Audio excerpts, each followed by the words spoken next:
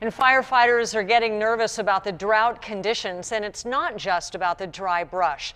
As 10 News reporter Michael Chen found out, the ponds and the small lakes used to water drops are drying up. In years past, there would be a waterfall coming over these rocks and dumping into this pond. This year, there is barely any water left, and that has firefighters concerned.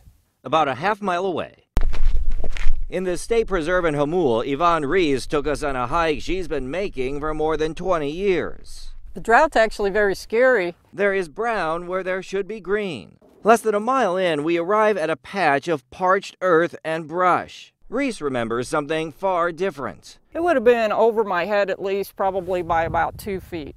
It being what locals called a small lake known for ducks and skinny dippers. A piece of underwear still sits in the dirt. The water level started dropping here 7 years ago. Now it's completely dry.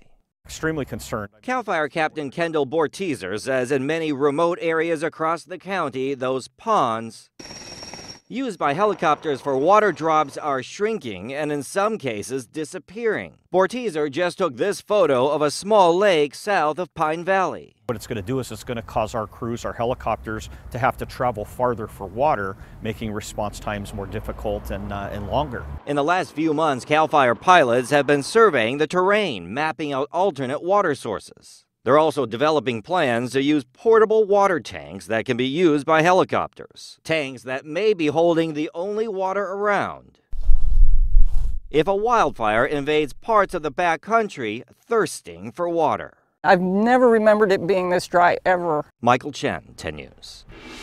Well, not many of us do, and the city says that lakes and reservoirs are at their lowest levels in recent memory.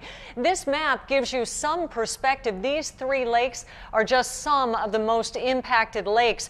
You'll see here at Lake Morena, it was 17% full at this time back in 2010. Now it's down to 3%. Lake Barrett was nearly full back in 2010. It was way up at over 96%. Incredible when you think about that now.